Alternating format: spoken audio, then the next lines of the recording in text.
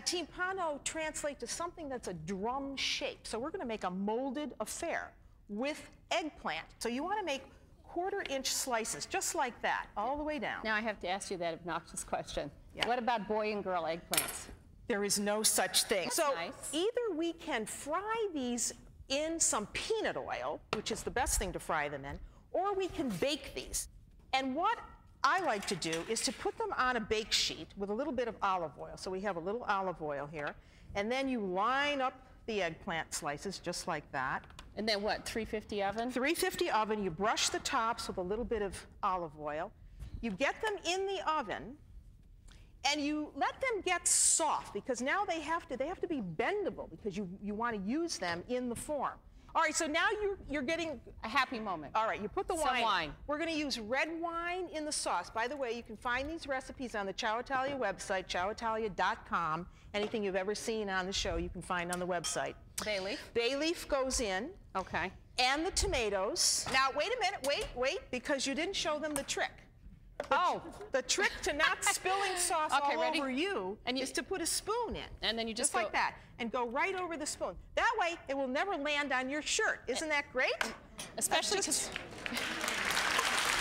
It's just a tip for today. That made it worth the price of admission. Right. I learned that today. I didn't know that. And whenever you cook with wine, I don't care what you're cooking, you want to make sure that you use wine that you like to drink. Don't go out and buy cooking wines, per se. So now we're going to use a pasta called bucatini. Bucatini means a pasta with a hole in it. Buca, the word means hole. And we're going to break it up into pieces because it'll go nicely into the mold. It'll be better for the mold. You put it in, and you cook this al dente. We'll come back to this later on. Now, while I am lining this mold, you are going to make the polpettini. Yes. Because we also need meatballs. Are you breaking out into a sweat yet? Now, and this is the classic recipe. Did I tell you this was not the easy recipe? All right, now, I'm going to tell you, you can do this recipe in stages. This is a great company dish. So, with the slices, you start by overlapping them in the pan.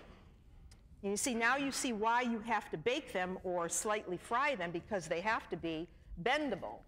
And you can patch. If you get one that's too small, use the next largest slice, because you want to overlap. I don't want to add anything until you take a breath for a second there. Okay, go ahead. You can So we started with veal, and you say we can also use, this is ground veal. You could use ground veal, which is classic.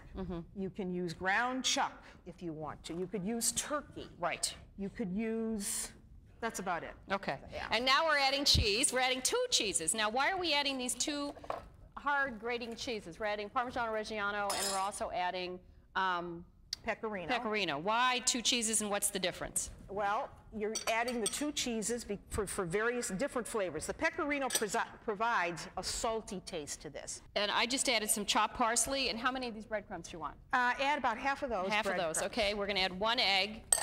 And I think we got everything in there. You've got the egg, parsley, salt, pepper. You're making a basic meatball. So you just, under the palm of your hand, very lightly, make a little tiny round ball that's fairly compact, just like that. We'll take out the meatballs that are already cooked. So here they are. So, Marian, how long do you cook those? 350 for how long? 350 for about 15 minutes at most, because they're going to bake again in the oven. So we have our pasta. That we have already cooked. We add the meatballs. All right, we're going to do the spoon trick, right? Ready? Exactly. Yeah. Let me know when it's exactly 2 cups. Okay, stop. Good.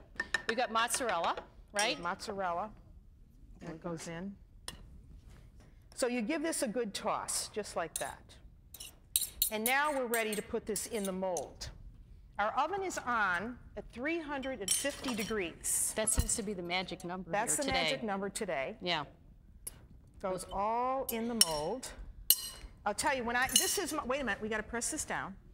When I make this, this is my daughter's favorite requested recipe, this one, the timbalo. So now you pack that pasta in, and you fold over neatly and nicely the eggplant over the top, just like that. Pressing down, you want to make sure that it's really compact. And you can put this on a bake sheet if you are afraid that you're going to have drips in the oven. you put tomato sauce covering the top. And this is going to bake for about 35 or 40 minutes. And it's even better if you make it the day before. Make it the day before and then reheat it in the oven. Okay, It'll taste better, it will hold up better. You can actually cut it. And it's hefty. So this is going in here. Yeah.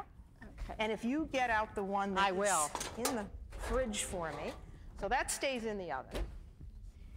And of course, by the magic of TV, which we all know about, you have your finished mold. So there it is. But this isn't cold. This is just warm. This is just warm now. You want to let that, because you're going to serve it. You're going to serve it with extra sauce and extra cheese, and just go gently around the sides. You say 3 Hail Marys. That's why she's doing it, not me. And you unmold it, and you lift. I'm very happy You about can that. invert it. You can also invert it. We've got some Parmesan shavings that we made using a peeler. Oh, Okay. good. We're clapping again. Beautiful. We're clapping. And you just peel it, and that's the topping, right? A little sauce, a few shavings of Parmigiano Reggiano. Buon appetito. Thank you. Signora. Thank you. And that's what that looks like. Oh. So a timbalo like that can serve all of you.